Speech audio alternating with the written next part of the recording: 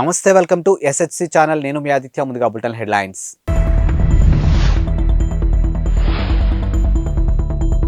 బడ్జెట్కు ఆమోదం తెలిపిన కేంద్రం కేబినెట్.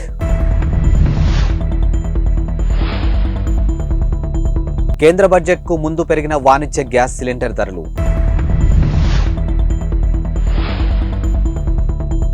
ఎమ్మెల్యేగా నేడు కేసీఆర్ ప్రమాణ స్వీకారం, ఆ వెంటనే ప్రతిపక్ష నేతగా బాధ్యతలు స్వీకరణ.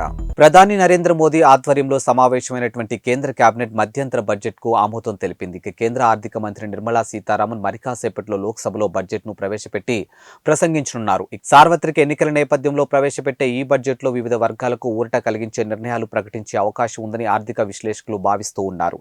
అయితే తాత్కాలిక బడ్జెట్ కావడంతో పెద్ద అంచనాలు పెట్టుకోవద్దంటూ మంత్రి నిర్మలా సీతారామన్ ఇప్పటికే క్లారిటీ ఇచ్చారు. బడ్జెట్లో ఈసారి కూడా వేతన జీవులకు ఊరట కలిగించేలా ఆదాయ పన్నుకు సంబంధించి మినహాయింపులు ప్రకటించే అవకాశం ఉందని, ఉద్యోగ కల్పన, నిర్మాణ రంగాలకు ప్రత్యేక కేటాయింపులు చేస్తుందని ఆర్థికవేత్తలు అభిప్రాయపడుతూ ఉన్నారు. కాగా పెట్టుబడులు ఉపసంహరణ విషయంలో ప్రభుత్వం వరుసగా 5వ ఏడాది కూడా నిర్దేశించుకున్నటువంటి లక్ష్యాలను అందుకోలేకపోయిందని ఆర్థిక విశ్లేషకులు చెప్పారు. ఈ ఆర్థిక సంవత్సరంలో 51,000 కోట్ల పెట్టుబడులు ఉపసంహరణకు కేంద్రం టార్గెట్ గా పెట్టుకోగా, డిఏపిఏఎం వెబ్సైట్ ప్రకారం ఇప్పటి వరకు కేవలం 10,51,73 కోట్లు మాత్రమే సమీకరించగలిగింది.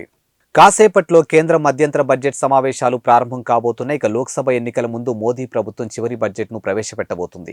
కేంద్ర ఆర్థిక మంత్రి నిర్మలా సీతారామన్ వరుసగా 6వసారి బడ్జెట్ను ప్రవేశపెట్టి చరిత్ర పుటల్లోకి ఎక్కబోతున్నారు. ఈ బడ్జెట్లో ఎన్నికల తాయిలాలు ఉండే అవకాశం ఉంది. మరోవైపు బడ్జెట్ సమావేశాలు ప్రారంభం కావడానికి ముందు ఎల్పీజీ వాణిజ్య సిలిండర్ ధరలు పెరిగాయి. ఒక్కో సిలిండర్ పై 14 పెంచారు. ఢిల్లీలో 19 కేజీల కమర్షియల్ ఎల్పీజీ సిలిండర్ 1,769.50కి చేరుకుంది. స్థానిక పన్నులను బట్టి ఈ ధర ఒక్కో రాష్ట్రంలో ఒక్కో విధంగా ఉంటుంది. ఇప్పటి నుంచి సిలిండర్ బుక్ చేసుకునేవారు పెరిగిన ధరను చెల్లించాల్సి ఉంటుందని, అయితే గృహ అవసరాల కోసం వినియోగించే డొమెస్టిక్ సిలిండర్ ధరలు మాత్రం పెంచలేదు. డొమెస్టిక్ గ్యాస్ సిలిండర్ ధరను చివరిసారిగా మార్చి 1వ తేదీన మార్చారు. బీఆర్ఎస్ అధినేత కె చంద్రశేఖరరావు నేడు ఎమ్మెల్యేగా ప్రమాణ స్వీకారం చేయనున్నారు. ఇటీవలే జరిగినటువంటి అసెంబ్లీ ఎన్నికల తర్వాత ప్రమాదవశాత్తు ఫామ్ హౌస్ లో జారిపడిన కేసీఆర్ తుంటి ఎముక విరగడంతో ఆపరేషన్ చేయించుకున్నారు. దీంతో ప్రమాణ స్వీకారానికి దూరమయ్యారు.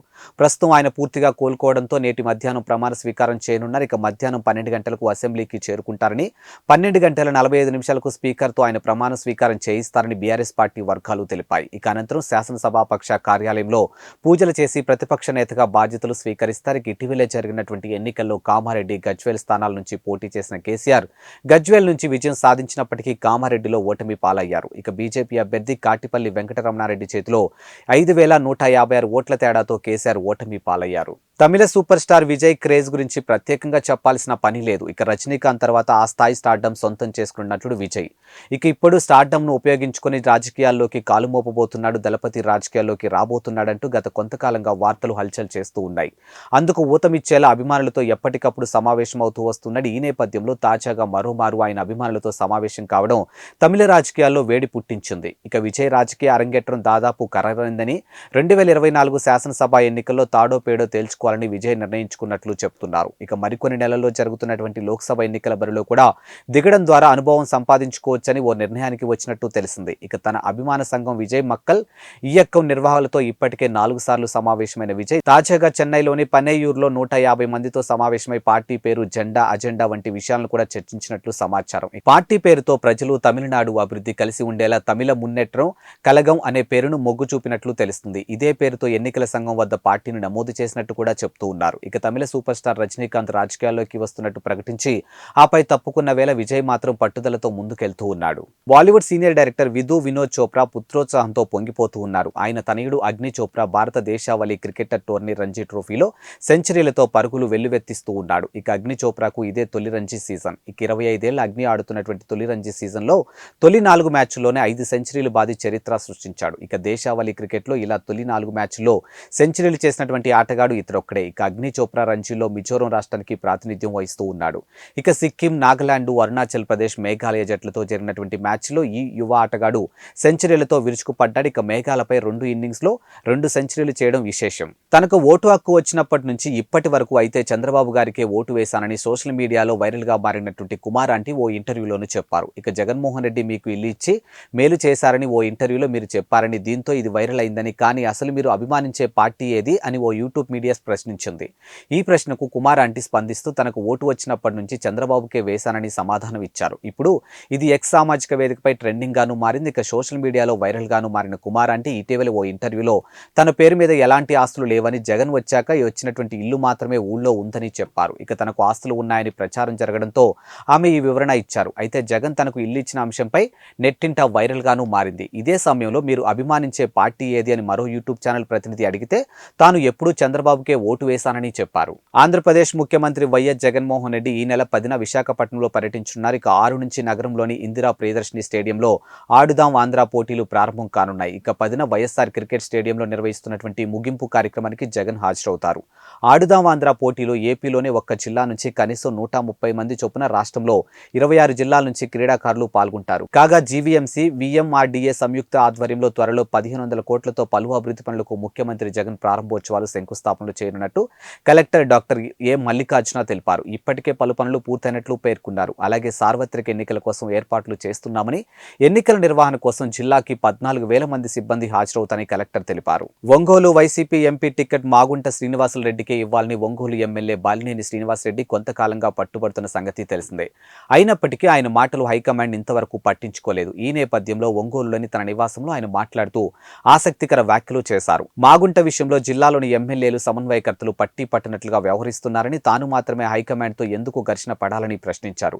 ఎంపీగా ఒక స్థాయి ఉన్న వ్యక్తిని అయితేనే బాగుంటుందని తన భావన అని బాలినేని చెప్పారు. ఇక మాగుంట ఎంపీ అయితే జిల్లాలో అన్ని నియోజకవర్గాలకు లాభమేనని ఉద్దేశంతో తాను పట్టుబట్టానని తెలిపారు. ఇక ఎంపీ అభ్యర్థిగా ఎవరిని ప్రకటించినా తనకు అభ్యంతరం లేదని చెప్పారు. ఇక ఒంగోలులో 25,000 మంది ఇళ్ల పట్టాలు ఇస్తానని చెప్పిన హామీని నిలబెట్టుకోవడం పైన తాను దృష్టి పెట్టారని తెలిపారు. జార్ఖండ్ ముఖ్యమంత్రి పదవికి రాజీనామా చేసిన హేమంత్ సోరెన్ ని ఈడీ అధికారులు అరెస్ట్ చేశారు. ఇక నిన్న సాయంత్రం ఆయన్ను అదుపులోకి తీసుకున్న ఈడీ అధికారులు వెంటనే ఈడీ కార్యాలయానికి తీసుకుని వెళ్లారు. ఇక దాదాపుగా 7 గంటల సేపు సోరెన్ ను ఈడీ అధికారులు ప్రశ్నించారు. ఇక సీఎం పదవికి సోరెన్ రాజీనామా చేసిన నిమిషాల వ్యవధిలోని ఈ పరిణామాలు చోటు చేసుకున్నాయి. జేఎంఎం సీనియర్ నేత, రాష్ట్ర రవాణా శాఖ మంత్రి చంపై సోరెన్ సీఎం బాధ్యతలను స్వీకరించనున్నారు. ఇక హేమంత్ సోరెన్ స్థానంలో ఆయన భార్య సీఎం బాధ్యతలను స్వీకరిస్తారని పెద్ద ఎత్తున ప్రచారం జరిగినప్పటికీ చివరకు చంపై సోరెన్ ను ఎంపిక చేశారు. ఇక భూ కుంభకోణానికి పాల్పడినట్టు హేమంత్ పై ఈడీ అభియోగాలు మోపింది. మనీ లాండరింగ్ కేసులో ఆయనకు 3 సార్లు సమాన్లు జారీ చేసింది. ఇక 3 సార్లు కూడా సమాన్లకు సోరెన్ స్పందించలేదు. ఈ క్రమంలో ఆయన అరెస్ట్ జరిగింది. మరోవైపు తనకు ఈడీ సమాన్లు జారీ చేయడంపై హైకోర్టులో సోరెన్ పిటిషన్లు దాఖలు చేశారు. ఉదయం 10:30 సోరెన్ పిటిషన్పై హైకోర్టు విచారణ జరపనుంది. బీఆర్ఎస్ అధినేత కేసీఆర్ తన అల్లుడు హరీష్ రావుకి గడ్డి పెట్టాలని సీఎం రేవంత్ రెడ్డి వ్యాఖ్యలకు బీఆర్ఎస్ నేత సిద్దిపేట ఎమ్మెల్యే హరీష్ రావు కౌంటర్ ఇచ్చారు. అబద్ధాలు చెప్పే ముఖ్యమంత్రికి కాంగ్రెస్ అధిష్టానమైన గడ్డి పెట్టాలని చురకలు అంటించారు. రేవంత్ రెడ్డి చెప్పేది కొండంత కానీ చేసేది గోరంత కూడా లేదని అన్నారు. ఇక నర్సింగ్ ఆఫీసర్లకు నియామక పత్రాలు అందజేత పేరిట ఆర్భాటం చేశారని విమర్శించారు. ఇక తామే రిక్రూట్మెంట్ చేసినట్లుగా డబ్బా కొట్టుకుంటున్నారని ఎద్దేవా చేశారు. ఇక నర్సింగ్ ఆఫీసర్ల భర్తీ ప్రక్రియ బీఆర్ఎస్ హయాంలోనే జరిగిందని గుర్తు చేశారు. ఇక నిరుద్యోగులు కేసీఆర్ ప్రభుత్వం వంచిందని అబద్ధపు ప్రచారం చేశారని ధ్వజమెత్తారు. ఇక కాంగ్రెస్ ప్రభుత్వం వచ్చిన 50 రోజుల్లోనే స్టాఫ్ నర్స్ నోటిఫికేషన్ ఇచ్చి నియామక పత్రాలు ఎలా నిచ్చారని నిలదీశారు. తమకు కుల్లేమీ లేదని, కానీ కాంగ్రెస్ ప్రభుత్వం మాత్రం సొమ్మొకటిది సోకొకటిది అన్నట్టుగా వ్యవహరిస్తుందని ఆరోపించారు. ఇక కేసీఆర్ హయాంలో ఇచ్చినటువంటి నోటిఫికేషన్ ప్రకారమే ప్రస్తుతం రేవంత్ ఇచ్చినటువంటి నర్సుల నియామక పత్రాలు ఉన్నాయని గుర్తుంచుకోవాలని అన్నారు. ఇక నర్సులుగా ఉద్యోగాలు పొందిన వారికి కూడా వాస్తవం తెలుసని వ్యాఖ్యానించారు. ఇక గ్రూప్ 1 నోటిఫికేషన్లు ఇస్తామనుకున్న నిరుద్యోగులకు ఆశలపై రేవంత్ రెడ్డి నీళ్లు చల్లారని అన్నారు.